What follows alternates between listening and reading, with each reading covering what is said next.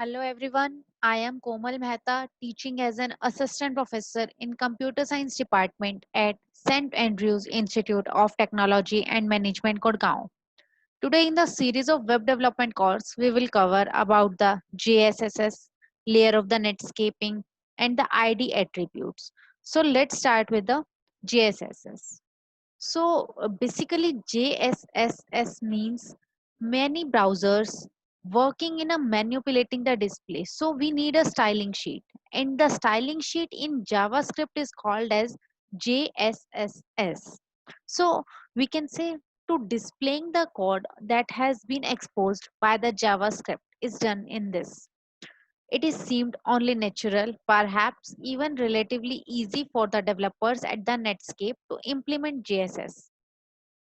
It is, we can say, the simplest thing we can do with the help of styling sheet, but using the JavaScript.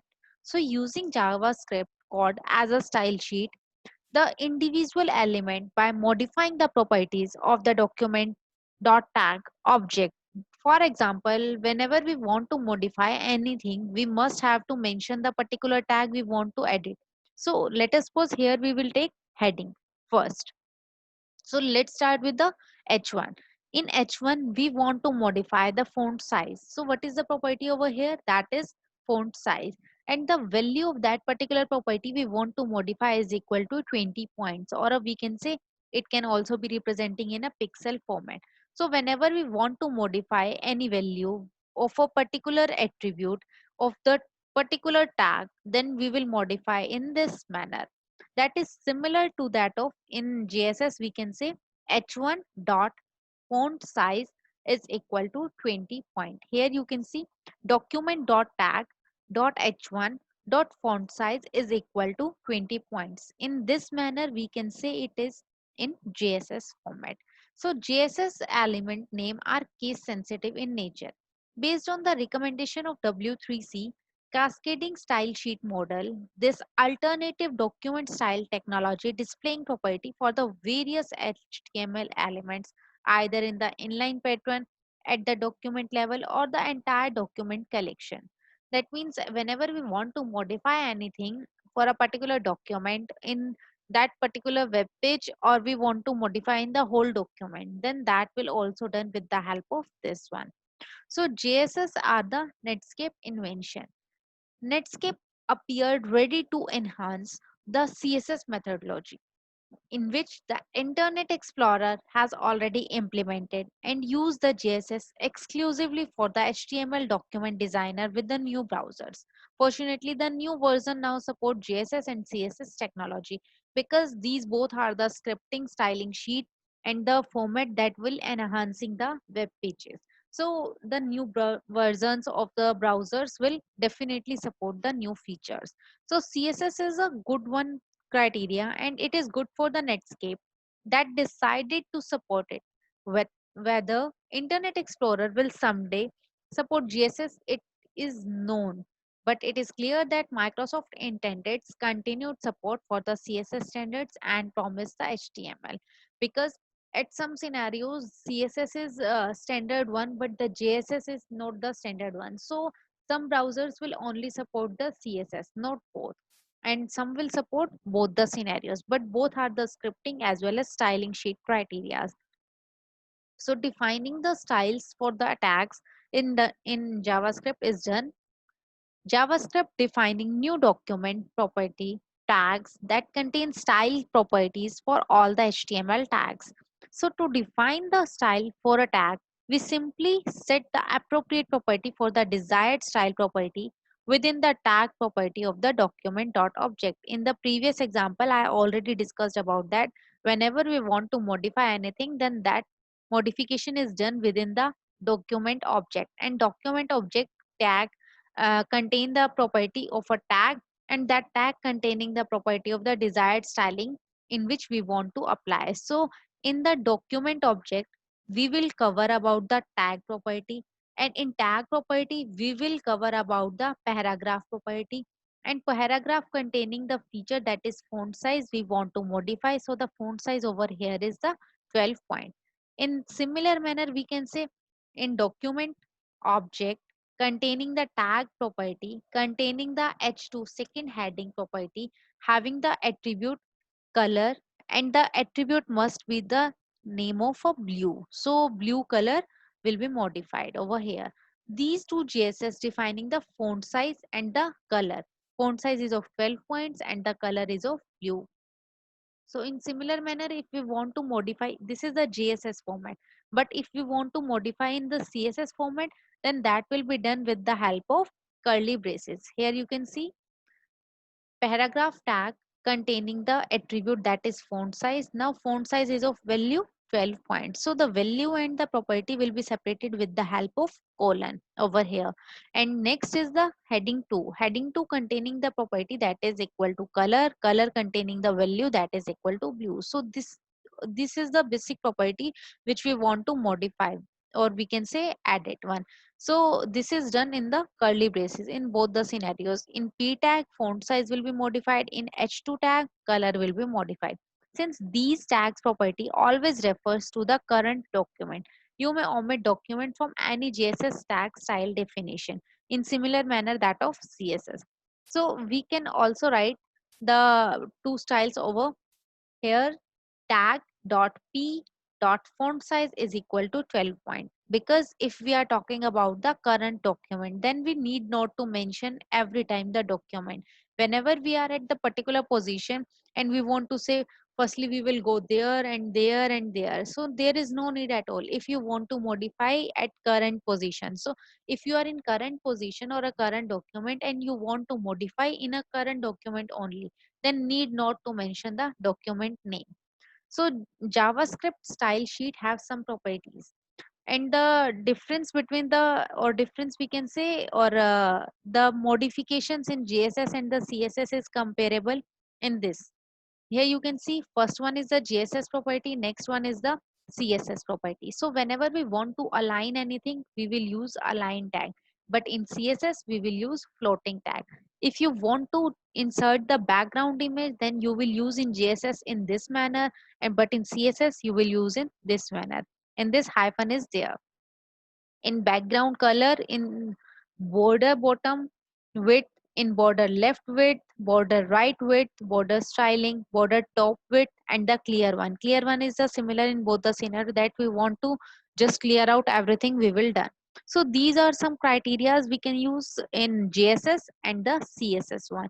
So the comparable in the tabular format is mentioning over here. GSS also defining three methods that allow us to define the margin, define the padding, and the border width within the single style sheet. So these methods basically used in the margin for the margin method, padding for the padding method, and the border width method is for the border width. These can also accept the parameters that accept the four parameters, because in similar manner that of CSS, margin is for left, right, top, bottom, padding is for left, right, top, bottom, and border is also for the left, right, top, bottom. So these all contain four values, that is called left, right, top, and bottom. But the corresponding sequences top, right, bottom, left, we will also always move in a clockwise direction. So in upper part, that is the top one, in the right side, then the bottom, and then the left. So this is the clockwise pattern we will always use whenever we will insert any four values in margin tag, sorry, margin method, padding method, border width method. Then the value is corresponding to the top, right, bottom, and left in similar manner that of the CSS. So these are the methods that we will use in the JSS as well as in CSS: margin tag, padding tag, and the border width method. Next is the ID attribute. ID basically means the attribute that helps in the unique identification. That means which is used to specify the document uniquely is done with the help of ID attribute. Whenever I am calling to any of my student, then I'll call it by their name. But it can be possible that in one class, two similar person have a common name. Two-person have a common name, right? So how can I will identify both of them? I'll identify with the help of registration number, and or we can say the roll number. So there is mostly a unique identity of every person or every attribute. So that particular uniquely identification is done with the help of ID number, and that is called the ID attribute. So we can say ID attribute is uniquely identified, which is used to specify the document. It is used by the CSS and the JS to perform certain tasks for the unique element. And in CSS, the ID attribute is used with the help of hash symbol followed by the ID. Whenever we want to add on the particular identification or particular feature on particular ID, then that will be done with the help of hashtag inserting in the CSS. In HTML5, ID attribute can be used by any HTML tag, but in HTML 4.01, there are some restriction to using the ID attribute. Use of ID attribute in JS is done by the manipulating of the text. If we want to make change on precise element in our script, then that will also done. That means we can also modify the features.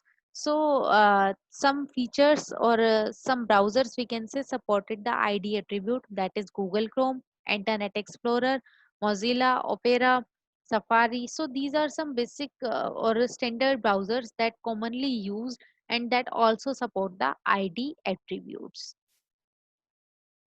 Next thing is the Netscape layer. In Internet Explorer 4 and the Netscape 4 were the browser that introduced DHTML technology in the internet, because there are limited browser that helps in the dynamic HTML features inserted in the internet. So these are the browsers Netscape and the Internet Explorer 4. So both browser include partially support for the CSS1 standard and supporting the CSS positioning attribute that are critical to the DHTML. The DOM standard did not exist when these fourth generation browser were developed, so that they don't conform to the standard. In DHTML, in Netscape 4, creating the DHTML effect with the Netscape 4 is more complicated affair. But Netscape 4 does not support full object model. It does not allow JS programs to refer HTML elements at arbitrary. That means that is not mandatory that every browser will be supporting the DHTML or JS. So limited browsers will support that one, and the DOM feature is also not completely supported by the Netscape 4. It can't therefore allow access the inline styling in the attribute element, but DOM attribute is completely satisfied by the CSS. Instead, it defines the spatial layer object. Any element that is absolutely positioned, that is, any element having the position style set to be absolute one, is placing at separate layer from the rest of the document. So this layer can independently position, can be shown, hidden, or the lowered below or raised above the layers. That means we can manage the hierarchy of that particular layer. This is not mandatory that once we will create we can't modify, but in DHTML we can do it with the help of modification. We can also hide some layers, we can also showing below or showing upper part of that particular layer instead of the other one.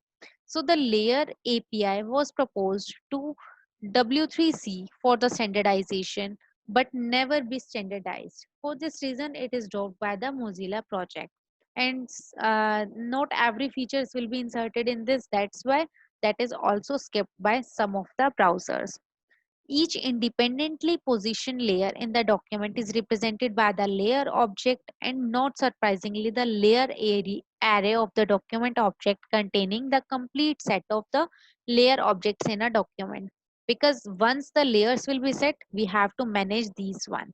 Additionally, any layer that is given a name with the name or a ID can access by the name, because we need not to modify anything, then there is no requirement of the ID or a name. But if we want to modify anything or we want to change any updation, any criteria, then we need the uniquely identification. And for unique identification, we must have some particular ID of that layer. For example, if there is a layer specifying the ID that is L2, now if document Netscape document want to refer that one, then that will be done as a document.l2. or we can say in CSS document, in JS document dot layer, and the value is L2. In Netscape 4, that does not provide a way to refer the attribute element. This layers array providing a way to refer the most important dynamic element, because that will done on the every layer, that was not specific to the single one. Netscape 4 don't allow the manipulation of the nodes of the documentary and does not support the inner HTML property of the Internet Explorer. This is the disadvantage of the Netscape 4. However, the fact that layer contain the independent document, providing a technique for dynamically modify the document content. Instead, the layer object defines property and method that we want to dynamically position, that will be done in the Netscape 4. Right. The properties of the layer object have a name that is similar to CSS style attribute, but the properties is not of the same styling properties, because they will vary according to CSS or the GS criteria. For example, top and left property of the layer object specifying the pixel position of the layer and setting the properties of a layer in left and top style property. But in the layer properties, we will accept numerical pixel value instead of the strings that will included in the numerical value. So if we want to add on the pixel value or pixel position, that will varying in comparison of the string value. And the visibility property also specifies whether the content of the layer is visible or we have to hide that particular one. That is also same in the CSS one. But in CSS, standard is visible or the hidden. But in this, there is no standard. We have to mention whether we want to visible one, whether we want to hide one. Here the comparison of the CSS properties and the equivalent layer properties. Now the left and top property have a layer one left and top and specifying the pixel without units. That means we want to move to where and move by where. J indexing is same property that of move above and the move below. Visibility, whether we want to mention or a hide.